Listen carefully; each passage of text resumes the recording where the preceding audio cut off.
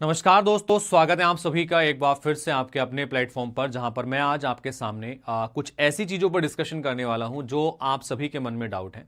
अगर आपने 12th पास कर लिया है और आप इस वीडियो को देख रहे हैं और आप टीचर बनना चाहते हैं, तो ये वीडियो कहीं ना कहीं आप सभी के लिए गाइडेंस का काम करेगी कि आप किस तरीके से अपनी आगे की तैयारी को शुरू कर सकते हैं। या जो लोग ग्रेजुएशन कर चुके हैं और वो शिक्षक बनने का सपना देख रहे हैं, तो उनको क्या करना चाहिए कि वो शिक्षक बन सकें। यानी कि आज के इस वीडियो में हम शिक्षक बनने से रिलेटेड प्रक्रिया को डिस्कस करेंगे। बीएड में और डीएलएड में कौन सी चीज बेहतर है जिससे आप जल्दी शिक्षक बन सकते हैं, इन सभी चीजों को हम डिस्कशन करने वाले हैं। What is the difference between BEd and DElEd, and साथ के साथ में एलिजिबिलिटी क्राइटेरिया क्या होता है डिफरेंट टीचिंग एग्जामिनेशंस के लिए, चाहे वो केवीएस का एलिजिबिलिटी क्राइटेरिया हो या फिर आपका DSSB का हो या डिफरेंट टीचिंग एग्जामिनेशन का क्या होता है। आप सभी समझ सकते हैं पीआरटी और टीजीटी में क्या डिफरेंस होता है, ये भी आप समझेंगे, और कहां कहां पर आप अप्लाई कर सकते हैं। इन सभी चीजों को हम डिस्कशन करने वाले हैं। तो चलिएगा शुरुआत करते हैं अपने आज के इस वीडियो की, जहां पर सबसे पहले मैं आपको लेके चलता हूं कि कौन कौन से जो एग्जाम हैं वो आपको क्वालिफाई करने होते हैं before the teaching, before becoming a teacher. तो आप अगर टीचर बनना चाहते हैं, सबसे पहले तो आपको टीचर ट्रेनिंग प्रोग्राम, आपको जो प्रशिक्षण कार्य होता है वो आपके पास होना चाहिए। टीचर ट्रेनिंग प्रोग्राम क्या होते हैं, जैसे कि आपने प्राथमिक शिक्षा में 2 वर्षीय कोई डिप्लोमा कर रखा हो जिसको आप डीएलएड के नाम से जानते हैं। तो डीएलएड क्या है, इसका फुल फॉर्म होता है डिप्लोमा इन एलिमेंट्री एजुकेशन। प्राथमिक शिक्षा में 2 वर्ष का डिप्लोमा, ठीक है। तो आप जब ये 2 वर्ष का डिप्लोमा करते हैं तो उसके लिए कौन कौन सी एजुकेशनल क्वालिफिकेशन आप सभी के पास में होनी चाहिए, वो इस वीडियो में हम डिस्कशन करने वाले हैं। देखो, आपने अगर 12th पास कर रखा है, आपने अगर 12th पास किया है, तो आफ्टर 12th आप जो है इस डीएलएड के कोर्स को आप कर सकते हैं। ये 2 वर्ष का एक डिप्लोमा होता है, it is a diploma of 2 year, ठीक है। तो 2 ईयर डिप्लोमा आपका ये होता है, ठीक है। और आफ्टर 12th आप इसको कर सकते हैं। ऐसा नहीं कि आप ग्रेजुएशन के बाद नहीं कर सकते, ग्रेजुएशन के बाद भी कर सकते हैं, लेकिन आप इस डिप्लोमे को आप 12th के बाद डायरेक्टली कर सकते हैं। 2 साल का डिप्लोमा होता है। डिप्लोमा करने के बाद में आप सभी को सीटीईटी का या फिर आपके स्टेट टीईटी का एक एग्जाम पास करना होता है, जिसको टीचर एलिजिबिलिटी टेस्ट हम लोग बोलते हैं। हर स्टेट के अपने टेट भी होते हैं, और सेंट्रल में अगर देखें कॉमनली तो सीटेट आपका होता है, सेंट्रल टीचर एलिजिबिलिटी टेस्ट। अगर आप ये सब कर लेते हैं तो उसके बाद शिक्षक भर्तियों में बैठने योग्य आप हो जाते हैं। तो आफ्टर डीएलएड आप कौन कौन से एग्जाम्स हैं जिनको आप दे सकते हैं, इसके बारे में पहले बात करेंगे। लास्ट में मैं आपको बताऊंगा कौन सी चीज बेहतर है और बेहतर क्यों है, और किस तरीके से आप एलिजिबल हो जाते हैं डिफरेंट टीचिंग एग्जामिनेशंस के लिए। तो सबसे पहले हम बात करते हैं, तो इसके बारे में आपको पूरा पता लग गया होगा। प्राथमिक शिक्षा जैसे कि नाम लिखा हुआ है, तो आप जो है 2 वर्ष का अगर ये डिप्लोमा कर लेते हैं आफ्टर 12th, जो लोग टीचर बनने का सोच रहे हैं तो 12th के बाद इस डिप्लोमे को कर सकते हैं। और आप सभी लोग कौन कौन से एग्जाम्स के लिए एलिजिबल हो जाएंगे उसके बारे में बात कर लेते हैं। तो आप अगर डीएलएड का डिप्लोमा अगर कर लेते हैं, तो आप जो पीआरटी एग्जाम्स होते हैं, पीआरटी एग्जाम्स का मतलब प्राइमरी रिक्रूटमेंट, जो टीचर होते हैं आपके प्राइमरी टीचर जो होते हैं, उनके लिए जितनी भी रिक्रूटमेंट होती है उसमें आप अप्लाई कर सकते हैं। जैसे यूपी में एक एग्जाम होता है सुपर टीईटी, तो आप इस सुपर टीईटी की परीक्षा को दे सकते हैं डीएलएड करने के बाद में। या फिर आप अगर बात करते हैं केवीएस की वैकेंसी जैसे आने वाली है, तो केवीएस पीआरटी, केवीएस के अंदर प्राइमरी टीचर की भर्ती में आप हिस्सा ले सकते हैं। या फिर DSSB पीआरटी, बहुत सारे एग्जामिनेशंस हैं जहां पर आप डीएलएड के बाद अप्लाई कर सकते हैं, ठीक है। इवन एट बीपीएससी का जो एग्जामिनेशन होता है, तो बीपीएससी टीआरई का जो एग्जाम है उसमें भी आप हिस्सा ले सकते हैं, 1 to 5 वाली जो एग्जाम होती है उसमें, ठीक है। साथ के साथ में इसके अलावा जो आपकी और भी डिफरेंट टीचिंग एग्जामिनेशंस अलग अलग स्टेट्स में निकाली जाती हैं या सेंट्रल लेवल पर निकाली जाती हैं, उसमें आप हिस्सा ले सकते हैं आपके इस डीएलएड को करने के बाद में, ठीक है। तो मतलब जितने भी प्राइमरी लेवल के एग्जाम्स होते हैं आप उन सभी एग्जाम्स में हिस्सा ले पाएंगे।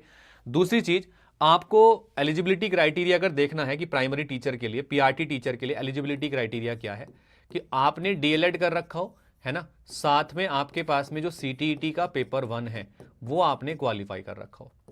तो जो डीएलएड है ये कंप्लीट आपका मांगा जाता है, ठीक है। तो डीएलएड कंप्लीट होना चाहिए, सीटेट का पेपर 1 आपका पास होना चाहिए, तो आप जो है पीआरटी के किसी भी एग्जाम्स में हिस्सा ले सकते हैं और अपनी दावेदारी वहां पर रख सकते हैं। इसके अलावा अगर हम बात करते हैं बीएड, तो बीएड क्या होता है पहले उसको समझ लेते हैं, फिर उसके बाद बाकी चीजों को डिस्कशन करेंगे।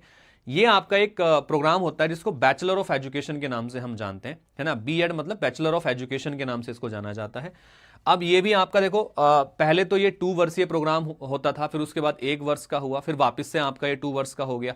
तो इसमें काफ़ी चेंजेस हमें देखने के लिए मिले हैं, ठीक है। और अगर आप जो है बीएड का एग्जाम अब बीएड को अगर करना चाहते हैं तो आप आफ्टर ग्रेजुएशन इसको कर सकते हैं।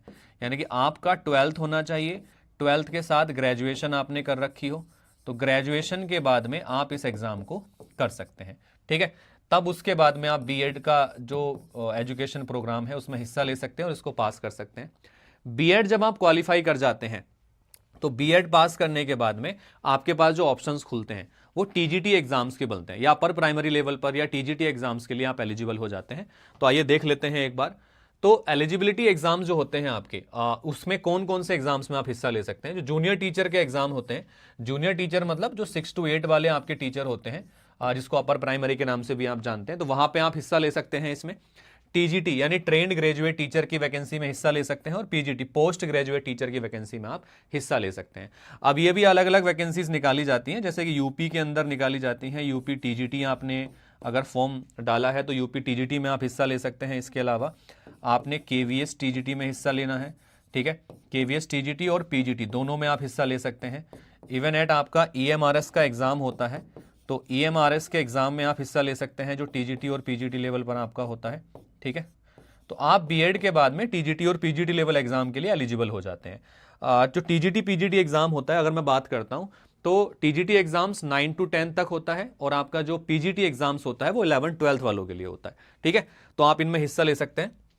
इसके बाद में आपका जो है एनवीएस का एग्जाम आता है, एनवीएस टीजीटी और पीजीटी में आप हिस्सा ले सकते हैं, ठीक है। साथ के साथ में DSSB की बात करते हैं तो DSSB के टीजीटी और पीजीटी एग्जाम्स में आप हिस्सा ले सकते हैं। तो ये आप आफ्टर बीएड ये आपके पास एलिजिबिलिटी होती है कि इन एग्जाम्स में आप हिस्सा यहाँ पर ले पाएंगे। अब जो टोटल एलिजिबिलिटी क्राइटेरिया है वो क्या होता है कि आपने जो है बीएड कर रखा हो और बीएड के साथ में आपने सीटीईटी का पेपर 2 आपने पास किया हो, ठीक है, तो आप इन एग्जाम्स में यहाँ पर हिस्सा ले पाते हैं, ठीक है। तो ये इसमें एलिजिबिलिटी क्राइटेरिया आपका होता है अगर आप टीजीटी और पीजीटी एग्जाम्स में हिस्सा लेना चाहते हैं तो। अब सबसे इंपॉर्टेंट चीज, आप लोगों के मन में एक सवाल आता है, इसमें एक और कोर्स होता है आफ्टर 12th जो आप कर सकते हैं। तो आफ्टर 12th एक और कोर्स आपके पास में है, ठीक है, जो आप करते हैं और उसके बाद में आप जो है शिक्षक बन जाते हैं पीआरटी में, प्राइमरी में। मैं उसको भी थोड़ा बता देता हूं। ये होता है आपका BLEd, ठीक है, बैचलर ऑफ एलिमेंट्री एजुकेशन। तो ये जो होता है ना बैचलर ऑफ एलिमेंट्री एजुकेशन, ये डिग्री कोर्स होता है आपका। इसको बोलते हैं bachelor of elementary education, bachelor of elementary education,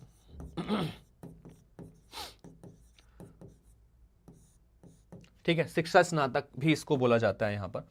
अब बेसिकली ये है क्या आपका, मैं अगर बात करता हूं तो आफ्टर 12th आप इसमें हिस्सा ले सकते हैं। ये एक 4 वर्षीय प्रोग्राम होता है, आफ्टर 12th ये कराया जाता है। इसमें आपका ग्रेजुएशन भी हो जाता है, ग्रेजुएशन के साथ साथ टीचर ट्रेनिंग प्रोग्राम भी हो जाता है। तो 4 वर्षीय प्रोग्राम आपका ये होता है, 4 वर्ष का इसका ड्यूरेशन होता है, ठीक है। तो आप बीएलएड करने के बाद में जो प्राइमरी लेवल की वैकेंसीज होती हैं आप उसमें एलिजिबल आपके हो जाते हैं। जैसे कि अगर मैं बात करता हूं कि आपने जो है अगर बीएलएड कर रखा है, ठीक है, बीएलएड करने के साथ में आपने सीटीईटी का पेपर 1 पास कर रखा है, ठीक है, तो सीटेट पेपर 1 और बीएलएड आपने कर रखा है, तो पीआरटी लेवल की जितनी जॉब होती हैं, प्राइमरी लेवल की जितनी जॉब होती हैं प्राइमरी शिक्षक के लिए या प्राथमिक शिक्षक के लिए, आप उसमें एलिजिबल हो जाते हैं और आप उनमें हिस्सा ले सकते हैं, ठीक है। तो एक ये कोर्स आपके पास में होता है आफ्टर 12th अगर शिक्षक आप बनना चाह रहे हैं तो, ठीक है। तो ये आपके डिफरेंट एलिजिबिलिटी क्राइटेरियाज हैं आपके अलग अलग एग्जाम्स के लिए। देखो अगर मैं बात करता हूं 2025 की, क्योंकि अभी हुआ क्या है, कौन सी चीज बेटर है और कौन सी चीज इसमें आपकी खराब है, इसके बारे में बात कर लेते हैं। देखो खराब की बात करें तो खराब कुछ नहीं है, बट बेटर क्या है और किस चीज में क्या इसका एग्जाम लेवल रहते हैं उनके बारे में थोड़ा सा डिस्कशन कर लेते हैं। सबसे पहली चीज क्या होती है, सबसे ज्यादा जो वैकेंसीज निकाली जाती हैं वो प्राथमिक स्तर पर निकाली जाती हैं। तो डीएलएड काफी लोग इसलिए भी चूज करते हैं क्योंकि वैकेंसी का नंबर ज्यादा होता है इसमें, और इसमें हम अप्लाई करते हैं तो चांसेस ज्यादा होते हैं सेलेक्ट होने के, क्योंकि आपकी पीआरटी लेवल की जितनी वैकेंसी निकलती हैं तो उनकी जो नंबर ऑफ वैकेंसी होती हैं तो नंबर ऑफ वैकेंसीज ज्यादा होती हैं, ठीक है, नंबर ऑफ वैकेंसीज जो होती हैं वो ज़्यादा होती हैं पीआरटी के अंदर, ठीक है। तो इसीलिए काफ़ी लोग जो है डीएलएड चूज करते हैं। आपका जो टीजीटी, पीजीटी और पीआरटी वैकेंसीज होती हैं उसमें नंबर ऑफ वैकेंसीज कम होती हैं यहाँ पर, ठीक है। तो टीजीटी में और पीजीटी की अगर मैं बात करता हूं तो इसमें नंबर ऑफ वैकेंसीज थोड़ा कम होती हैं, नंबर ऑफ वैकेंसी थोड़ा सा कम इसके अंदर होती है, ठीक है। तो अब ऐसा नहीं है कि मतलब बीएड बुरा है, बीएड करके आप जो टीजीटी पीजीटी करते हैं उसमें ज्यादा आपको लगता है। दूसरी चीज ये है कि देखो, जिन लोगों ने आपका ग्रेजुएशन मैथमेटिक्स से किया है या ऐसे सब्जेक्ट से किया है जो आगे चल के अपर प्राइमरी के लिए बढ़ाने वाले हैं, बेनिफिट इसमें क्या होता है, टीजीटी पीजीटी का जो सैलरी होता है तो इसमें सैलरी आपको ज्यादा मिलता है। तो इसके अंदर सैलरी ज्यादा होता है जॉब में, टीजीटी पीजीटी में।